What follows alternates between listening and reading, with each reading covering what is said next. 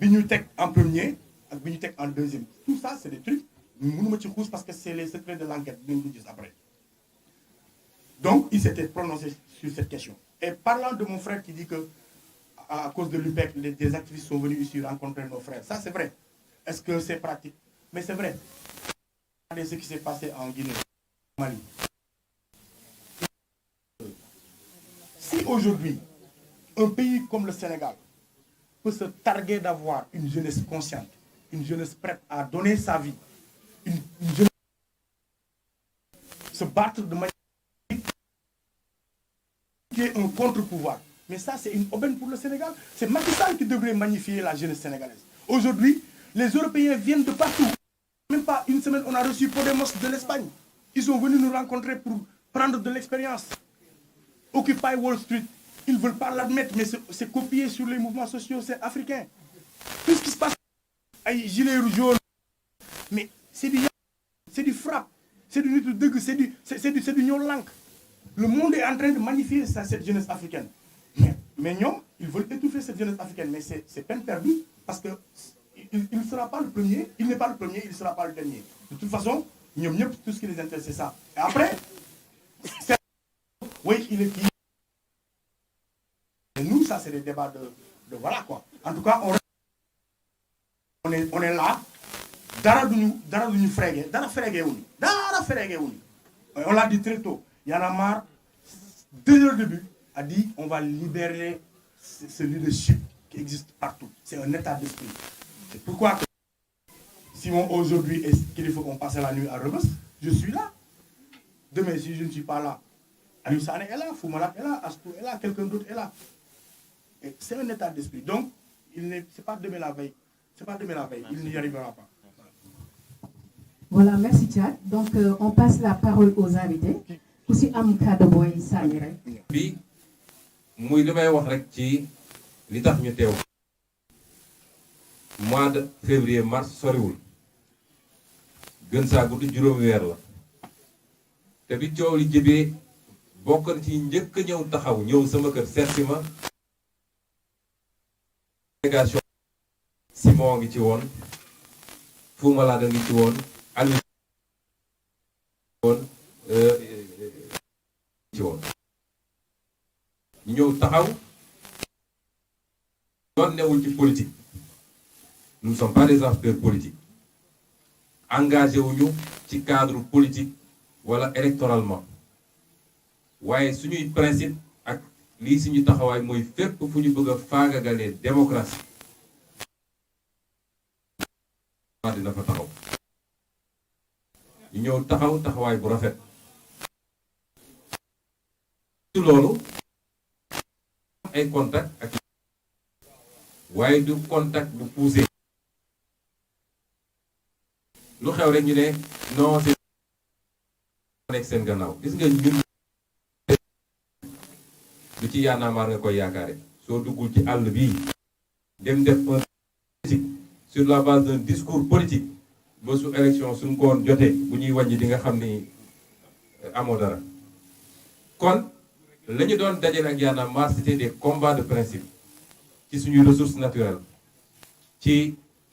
prédation foncière bi ak yeneen yoo xam ne sénégalais bu ne mun na ko bokk ak beneen sénégalais indépendamment de votre forme d'organisation. waaye damay jël exemple ci kenn def seede fii muy caat wala muy kilifa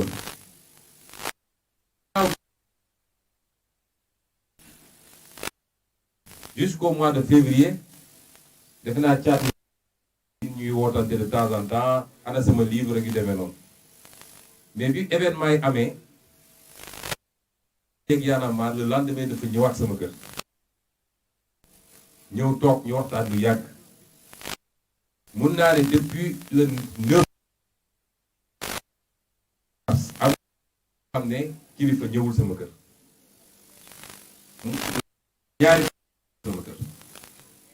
ñëw toog apporter ma son soutien waxtaan ak man Serigne Bassirou Gueye bii di ñëwee mu ne ko yéen li tax ngeen di jàppale Sonko que yéen ñëpp di ngeen ci jëlee problème li may parce que nit ñi il faut ñu xam link bi. D'ailleurs Sonko va aller en prison, il va pourrir en prison ne ko yor naa nii certificat médical bi yëpp yor nañu ko boobu baaxul mu ne ko boobu nekk ci PV gendarmerie nga ne boobu baaxul yow am nga beneen mu ne ko il faut aller c'est pas parce qu'il y a quelques cas mais quelques cas yi dañ ko xeeb li tax yàlla wax ci alxuraan ne ku rey benn nit dafa mel ni rey nga àdduna yëpp koo tëj ci loo xam ne du yoon dafa mel ni tëj nga àdduna bi yëpp parce que la liberté est sacrée yàlla dafa mooñaale nit ak liberté muy dem di ñëw di régler ay problème nga jël nit ci lu dul yoon féetale caabi ci gannaaw ba pare dem lekk sa ceebu jën naan sa ataaya te toog di foog say doom moom dootul gis ay doomam ba pare nga ne loolu dañ ko banaliser ces injustices là moo tas réew bu mu sa tas te dina tas Sénégal suñ ci jógul parce que kenn du ko nangu. Je réitère ce que j'ai toujours dit le droit à la résistance face à l'oppression su Macky Sall jàppee ni voté ay loi yu ñàkk fayda ci terroriste dem suréquipé ay gendarmerie mooy problème bi na dem laaj un peuple qui dit non kenn mënu ko téye ñun nag jàppoon nañ ni les événements de mars dina ko delloo xelam tuuti mais lii wane na ko entreprise systématique de ciblage et de liquidation de gens simplement parce qu'ils ont dit non et vite li tax ñu bàyyi escroquerie qui a escroqué qui une affaire plainte nga ne escroquerie corruption mais dem leen lire article 159 code pénal pour corruption am il faut mu am un agent public échange mu def wala mu bañ a def ana agent leur terme comme dit Barthélémy Dias c'est du foutage de gueule tu prends mais kan lañu corrompre dans cette affaire là parce que pour fabriquer des preuves pour que ñiy dem tëddi kaso mais ñooñu ay borom kër lañu dañoo yor doom yor jabar yoon ay activité yow mi leen tëj gënoo leen Macky Sall mi leen tëj su jugee pare dina dem toog ak njabootam et on nous dit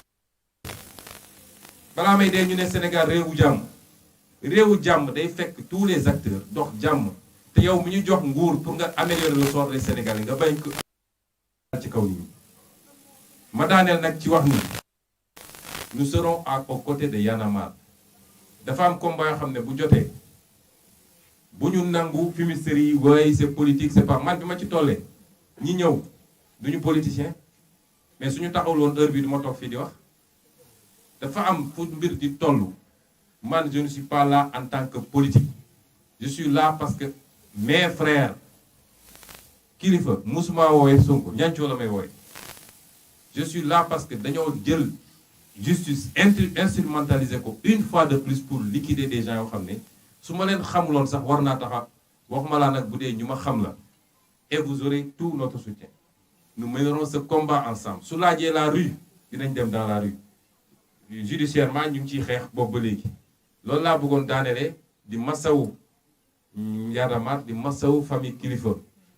ay waajuram ay mbokkam soxnaam ay doomam ñëpp ñu ngi leen di masawu ne leen nag ils nous auront tous à côté de nous di masawu kilifa Simon ak waa mbokkam yëpp barki dem rek jokkoon ak soxnaam ñoom ñëpp ñu ngi leen di masawu di leen ne ce combat on le portera ensemble incha allah parce que ce que Macky Sall veut faire de. dem nañ fu nekk ci Sénégal ci 2021 bi xam naa sax ndeysaan dégg naa Macky Sall mu ngi naan lu ngeen di def Guy Marius Sagna parce que ci vidéo bi dégg nañ benn jigéen muy wax Guy Marius Sagna pour wan leen ne kilifa ak Simon ak Y'en a marre fu ñu toll ci ñoom ñun ñëpp nag seetaan nañ vidéo yi Sénégalais yëpp seetaan nañ vidéo yi dafa am loo xam ne mënuñu ko weesu pour l'instant tant que justice deful liggéeyam li nga xam ne mënuñu ko weesu mooy lenn rek comme ni ko Y'en a marre waxee ñu ngi naxarlu di mettitlu posture bi nga xam ne gis nañ ko ci vidéo bi te mu jógee ci suñu mbokk suñu doomu ndey bi nga xam ne fu ngeen natt suñu coofeel ci moom weesu na ko muy kilifa maanaam moralement am na posture ak kàddu yoo xam ne mun nañ ko duut baaraam mun nañ ne yéen waa Y'en a marre yéen waa FRAPP yéen waa nangam lii ngeen di xeex posture bi est-ce que dëppoo na ak li ngeen di xeex sur le plan moral ñu koy naxarlu di ko regretter waaye bu weesoo loolu dañuy bàyyi justice def liggéeyam lii mooy premier aspect bi deuxième aspect bi nag mooy dafa am ay éléments yoo xam ne dafa wone un complot manifeste duma ci sori vidéo bi nu mu génnee fekk waa ji mu ngi kaso kan moo ko génnee gendarmerie wala administration pénitentiaire wala avocat bi gi sekk Thierry Mamadou Diallo le timing waa Y'en a marre wax nañ ci lan moo tax ñu xaar 45 jours en réalité dafa am beneen affaire mooy li waa ji doon wax quand vous êtes embêté par une affaire vous créez une autre affaire une affaire dans l'affaire et une autre affaire dans l'affaire de l'affaire en réalité c'est à ça que sert ce dossier-là créer une affaire dans l'affaire du trafic de visa et de passeport bi nga xam ne moo éclaboussé Assemblée nationale créer une affaire dans l'affaire de la cherté de la vie de la hausse des prix dans ce pays-là bi nga xam ne mais sénégalais yëpp sonn nañ ci naka la ñuy fexee ba coowal Y'en a marre bi coowal Kilifeu ak Simon muur sax wala jéem a muur sax la cherté de la vie lii mooy wax ci mais autosaisine sélective mais diffusion de données personnelles de manière illégale bu fekkee autosaisine rek mais foofu nga war a njëkk autosaisiner sa bopp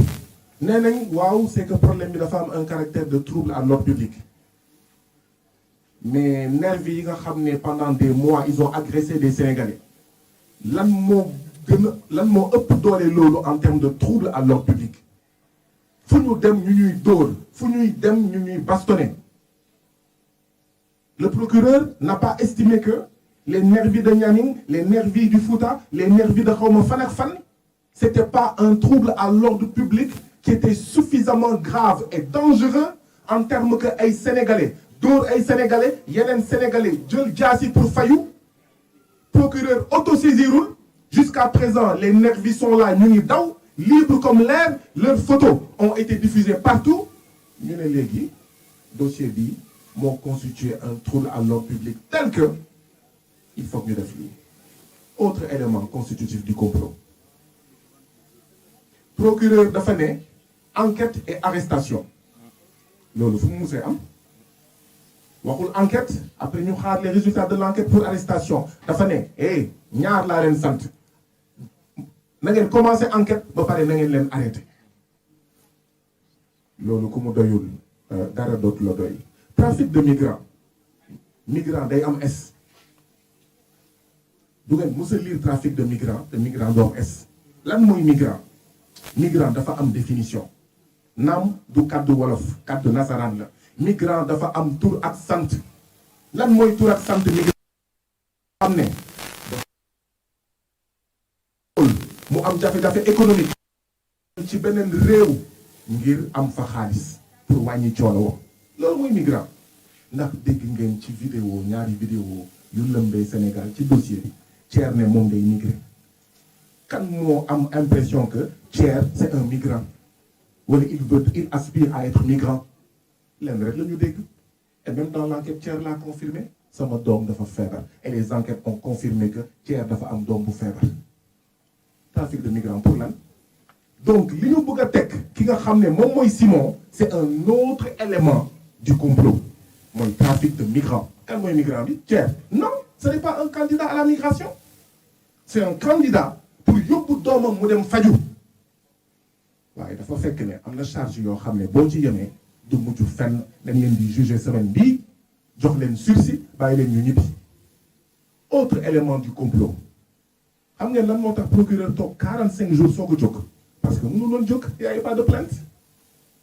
c'est la première fois qu'on voit un procureur s'autosaisir dans un dossier qui concerne 2 Sénégalais te plainte amul 5 membres du FRAPP ñu dóor leen mi fële Nianing depuis mois de mai ba tey jii nii tous amul c'est sérieux là ku mu leerul ci ne lii leer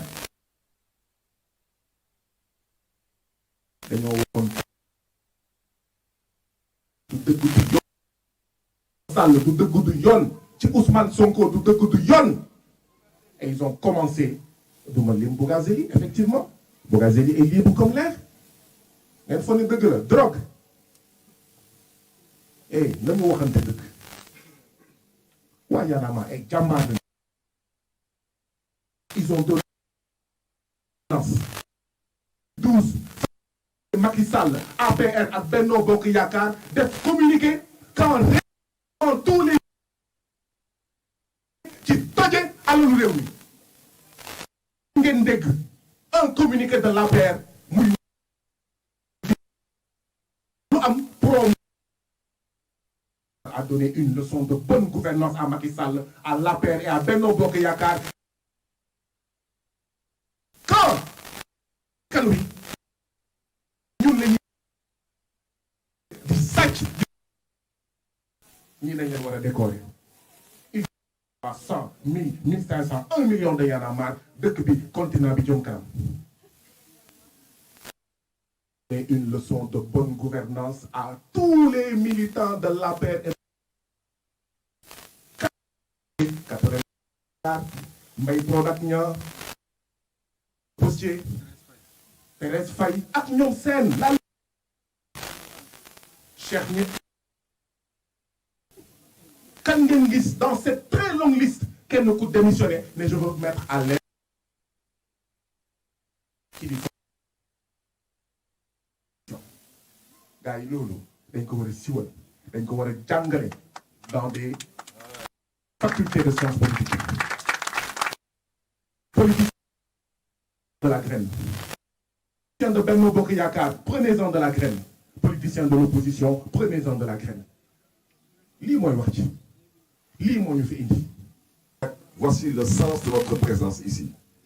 Maintenant que vous me permettrez de terminer rapidement. Parce que notre présence ici, ce n'est pas pour faire plaisir à qui que ce soit. Nous sommes tous en sursis dans ce pays. Macky may dégg su ñu paree ak gaañ yi ci man la ñu bëgg a ñëw lu ñu namm ci man mooy lu ma namm ci dëkk bi ci biir dëkk bi mooy Dakar fii laa juddoo fii laa yaroo moom la nekk dama ne am yàllay buur ñàkk yàllay buur wante ñàkkuñu jom Macky Sall dama ne au mois de mars 13 Sénégalais laa wax 13 Sénégalais ñàkk nañ seen bakkan fii amu ci benn neex bi amu ci kenn ku ci ñàkk bakkan gànnaay gisul dara procureur nee na déggul dara lu jotoon xew ci mairie bi y a 10 ans de cela nga ne da ngeen di ko tëggaat maa ngi leen di xaar di leen di gërëm nag di leen di sant et tout mon soutien au mouvement Y'en a marre.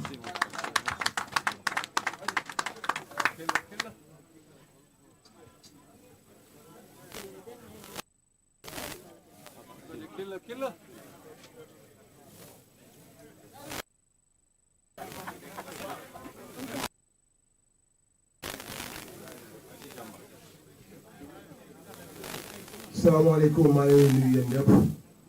ñi fi teew maa ngi nuyu invité yi fi nekk ñëpp di nuyu waa Y'en a marre di nuyu ñi ñuy seetaan ñëpp ku ci nekk dina jox sa wàccuwaay di wax li ñu fi wax lépp aussi dégg nañ ko te lépp dëgg la te xam nañ ko président Ousmane Sonko li mu wax Barthélémy Dias lu mu wax docteur Ba balaa may sori ci loolu nag ay remercier waa Y'en a marre di leen encourager parce que bu Afrique yépp amoon jeunesse bu jug taxaw comme ni waa Y'en a marre jugee taxaw Afrique jugee te jot ngeen a gis ñenn ñu jàng ci waa Y'en a marre ba créer seen mouvement faneen Afrique am résultat amul beneen magie amul leneen am ay jeunes yu jël seen cerveau réfléchir te loolu waa Y'en a marre def ci loolu lu ñu jeunesse débile une jeunesse qui ne sait que porter des chaussures wane ay daalam ci àdduna bi pendant ce temps yeneen dëkk yi ñu ngi jël seen ndaw yi di leen jàngal xam-xam école yi gën a mag ñuy jàng buñ jàngee ba pare fan la ñuy ñëw Afrique bu dee wàllu pétrole la ñu ne ñun ñoo xam ne lañ koy defee ñu nanguwaat ko suñuy loxo lu mënta doon ñu ñëw ne leen ñun ñoo am xam-xam njiit yoo xam ne ñoo tardeel Afrique tardeel jeunesse su Afrique ñun te la waroon dund paradis sur terre parce que loolu la yàlla namm si ñun amul benn continent bu yàlla may li mu may Afrique kan moo ñu tee def xam ngeen ko mooy suñu njiit yi ce sont nos traîtres ce sont des lâches képp ku ci toog reykatu nit nga li ngeen njëkk a def mooy jël justice bi kan moo nekkoon ci ginnaaw ban avocat moo fi nekkoon kan il y a pas lieu de parler les gens qui ont reçu dam nag moom nii ngay waxee nee ngay waxee avocat bi ne non yow yaa bind plainte bi kenn na ko bul moo ko ji ñaa ko bind ay jiitu même ay fait lépp fi la ñu fekk lépp bëgg benn élite bu ndaw toog jël suñu justice di ci def lu ko neex di tuumaal ku ko neex procureur am nekk fi ana Bougazelli ana Bougazelli trafiquant de faux billets ñun suñu député yi lan moo tax ñu fal leen lan moo tax ñu fal suñu député trafiquant de faux billets suñu kaw faux billets yooyu fan lay tuuruwaat ci ñun baadoo lay tuuruwaat bu la ci jàppee yow ci kaso bi nga jëm yaay ci kaso bi la jëm moom ci kaw la nekk am na ak médecin yeeg ak di waxante dëgg te bàyyi kàcc yi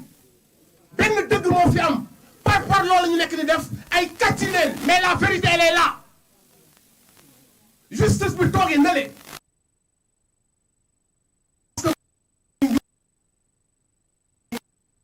bëgg ak jour bi ñu bëgg la ñuy woo diw kon mënatuñu wax indépendance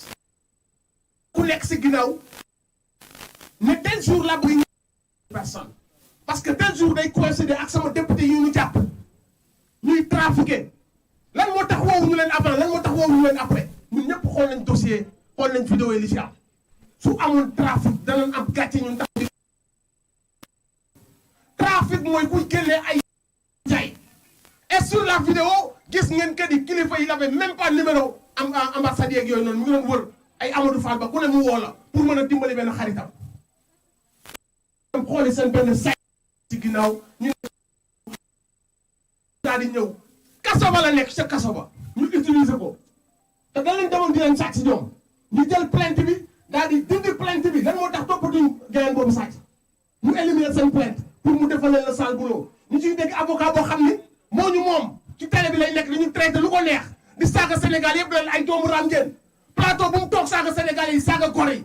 ñu jël seen borom rasta bu tudd Mame Gor Diazaka muy saaga gor ñi di saaga suñu leader yi ñu noppi Y'en a marre alul ñun ay tapet lañu parce que gars yi pour fekkoon que ni ñun ay tapet li ñuy def li ñu ko def Y'en a marre mi ngi Dakar mi ngi Louga mi ngi Podor mi ngi Ziguinchor mi ngi Touba mi ngi fépp ñu jàpp suñu leader yi di leen toroxal ci dëkk bi ànd ak seen ay presse ànd ak seen ay policiers ànd ak seen ay gendarme ñun ñoo ko war a bañ àllewu réew mi suñu réew la ndaw ñi yéen la ñuy déglu xam nañ que ni politiciens yi pour la plupart ce sont des menteurs même ils sont tous complices donc ràññee nañu lii ñuy diaboliser Y'en a marre ça ne passe pas ndaw si ñun gën cee ñàkk xel xam na que ni tout ça c'est pour liquider Y'en a marre Y'en a marre dérange parce que Y'en a marre ñëwul jaay ngorom dafa ñëw taxawal peuple am tous les combats citoyens yi jar a mener Y'en a marre était au front dóor garde à vue seen jabar yi jooy seen doom yi jooy seen yaay yi nelawatul ñu ne on le fait c'est le prix à payer c'est le sacrifice qu'on doit faire pour notre peuple teccu leen ma Y'en a marre bu fekkee dëgg la bépp combat bu Y'en a marre musoon a def bépp sacrifice bu Y'en a marre musoon a def ñun peuple bi ñun ñoo leen ko war a fay ñu leen ba saay-saay yi duñu am leen bëgg ci ñoom parce que benn groupe kasa ko tey son valeur bu waay voté ñu fexe ba booyi duñ kan mooy téléphone bi wala maire bi taxaw fële jiital deqam kooku délinquant bi wala booy bu ndaw bi nga xam c'est un adolescent ñu jàpp tëj ci kaso ba bàyyi ko fa ay année nga am maire boo doon donner le bon exemple billahi Serigne Touba Mame El Hadji Malick Mame Baye Niass bu ñu dellu si woon ñii la ñuy àndal ak leader yu mel nii parce que ñoom ci dëgg lañ doon dox su ngeen bañee nag ñii ñu réussir yeewaat leen ci tubaab bi nanguwaat seen justice sàcc nañ seen président bëgg sàccaat seen futur na ngeen teel a jug yéen seen nekk na ngeen jug toog di seetaan télé wala toog di wax sur internet baax na mais loolu du mooy faj affaire bi on a affaire à des gens yoo xam ne tëgg nañ seen loi woo xam ne loi wu délinquant la loi wu bandi la pour lan pour képp koo xam ne jug nga pour xeexal Sénégal ñu xool naka la nga tëjee ci kaso bi. Y'en a marre le frappe wàññi doole ñi dof keneen ak keneen bu ko defee nag ñu ne xaar ci seen leader yi dama leen seexlu woon ak ñoom je ne parle pas à des gens qui ont trahi leur peuple suñu dëkk bi bu ñu lekkatul naanuñu suñu doom yi di jaar ci géej gi bu yàlla parce que yàlla may nañu lépp pour que ñun ñu dund ci dund bi gën a yemb donc ces gens-là ñuy yokk sama peuple lii man mënu ma leen bëgg c'est pour ça j'avais cette haine envers les politiciens mais dama ni gis nga élite bii nii ah ngeen baal ma Barthélémy ak président Ousmane ngeen baal ma xam ngeen bu baax li jeunes yi bëgg yéen a koy dégg yéen a ngi koy dégg jiw bi accéléré ci yéen mosuñoo am élite bu xam ni jege nañ jeunesse bi à ce point des mouvements citoyens qui des gens comme Y'en a marre des rapports engagés qui décident de s'afficher avec des leaders politiques kon xam nañ que ni leader politique yéen gis wuti na ak yéen daan gis combat bi da ngeen ko war a mëne da ngeen war di gisante di waxtaan Sall mi ngi jéem le tout pour jaxasal seen biir mi ngi yónni ay nit pour ñu rax leen donc yéen su ngeen waxtaanee jël égo yi teg fële jiital Sénégal billahi on a confiance en vous ça fait des années on vous suit xam nañ trajectoire bi ngeen jël xam nañ fi ngeen jógee dañoo sonn dañoo bëgg affaire yi mu changé te affaire yi li ko mën a changé mooy il faut mu am benn leader benn élite boo xamante ne ce sont des gens qui yoo xam ne ils comprennent la jeunesse ils savent à quoi aspire cette jeunesse te xool nañ politiciens yi fi nekk yépp ce sont des voleurs des corrompus amuñu xam-xam bi delloo nañ Sénégal au plus bas niveau donc yéen Babacar yéen a mën a ànd ak jeunesse bi di leader yóbbu leen fu Sénégal war a dem parce que Sénégal fi mu nekk du mooy place am ay délinquants la ñu fal ay bandi ak ay voyous pour jeexal sama soutien à Y'en a marre sama soutien à Simon